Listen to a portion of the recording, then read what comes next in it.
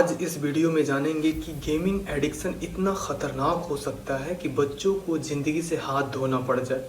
और भारत में ये घटनाएं लगातार हो रही हैं।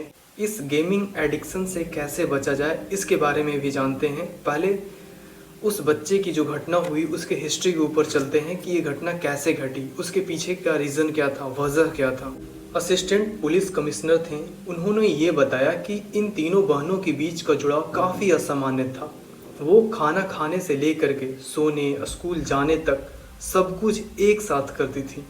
यह अटूट बंधन ही उनकी मौत का भी कारण बना, जहां एक के निर्णय के पीछे बाकी दोनों ने भी बिना सोचे समझे कदम बढ़ा दिए। और जांच से सामने आया कि माता पिता के फ़ोन छीनने के बाद वो तीनों बहनें काफ़ी परेशान रह रही थी। वो वर्चुअल दुनिया में इस कदर खो गई थी कि किसी को उनकी मानसिक स्थिति का अंदाज़ा भी नहीं लगा। उसके बीच में एक जो बीच वाली बहन होती है वो खुद को बॉस समझती थी। गेमिंग एडिक्शन का लत देखिए। उसके फादर ने ये बताया कि 14 वर्षीय बच्ची जो थी वो अपने बहनों की बॉस कहती थी। जो वो निर्देश देती बाकी दोनों बहनें उसका पालन करते थे। अंदेशा ये भी है कि सुसाइड का निर्णय भी इसी निर्देश और टास्क की प्रक्रिया का हिस्सा रहा होगा। ऐसा अंदेशा लगाया जा रहा है, ऐसा अनुमान लगाया जा रहा है। वो तीनों बहनें कई सारे यूट्यूब गेमिंग चैनल्स को भी फॉलो करते थे, जैसे टेक्नो गेमर्स से लेकर के द बेबी एंड एलो गेम आदि चैनल्स को वो फॉलो करते थे। देखिए ये गेम्स को कैसे चलाते हैं, यूट्यूब पे जाएंगे, उनके वीडियो को देखेंगे तो आप पाएंगे कि ये गेम्स कैसे चलते हैं। ये गेम्स में एक तरफ वीडियो चलते रहता है, दूसरी तरफ होस्ट जो होता है वो कमेंट्री देता है। बिना किसी कंट्रोल के ये गेम्स चलते हैं। यह गेम एक्शन व हॉरर वीडियो संग चलते रहता है।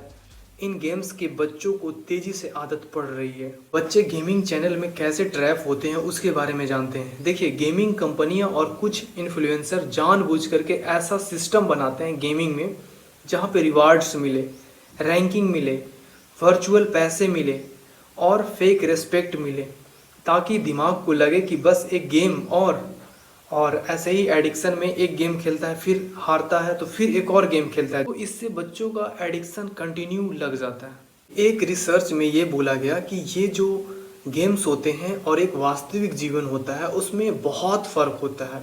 वास्तविक जीवन में जो खुशी पाने की प्रक्रिया होती है वो धीमी होती है लेकिन टिकाऊ भी होती है। जैसे लंबे समय से पढ़ाई के बाद जो सफलता मिलती है वो, या फिर अभ्यास के बाद कोई खेल में जीतने के बाद जो खुशी मिलती है वो। और दूसरी ओर जो मोबाइल गेम में कुछ ही मिनट में बिना मेहनत किए हुए वहाँ पे रिवार्ड्स मिलते हैं, पुरस्कार मिलते हैं, ये अस्थायी होते हैं और इससे बच्चों की चाहत जो होती है वो और बढ़ जाती है।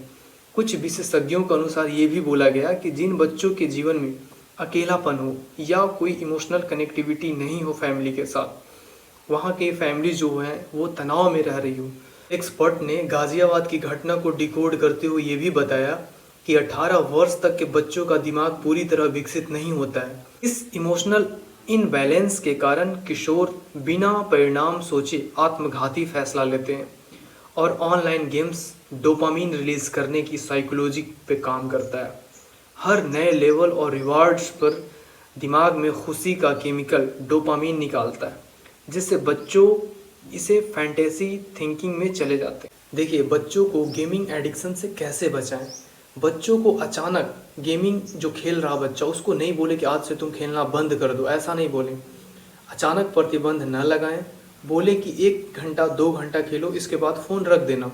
धीरे धीरे उसकी आदत को कम करें, उस बच्चे से संवाद करें, बातें करें और वो समझें कि वो गेमिंग में क्या पसंद आता है, कौन सी बातों को लेकर के तुम गेमिंग में आकर्षित होते हो। वास्तविक जीवन जो होता है उसमें उसे रिवार्ड देने का कोशिश करें। जो बच्चे गेमिंग में जो लत लगता है, एडिक्शन लगता है, उससे बचेंगे। कोशिश करें कि जो बच्चे हैं वो फैमिली के साथ ज़्यादा समय बिताएं। और ये भी कोशिश करें कि जब बच्चे भोजन करें, खाना खाएं, उस समय बच्चे टीवी ज़्यादा देखते हैं, गेमिंग जो वीडियोस होते हैं यूट्यूब पे वो भी ज़्यादा देखते हैं। उस समय कोशिश करें कि बच्चे को आपस में संवाद करें, एक दूसरे से बात करने की आदत लगाएं। अगर आप मानते हैं कि गेमिंग एडिक्शन एक सीरियस इशू है तो इसे ज़्यादा से ज़्यादा शेयर करें। धन्यवाद।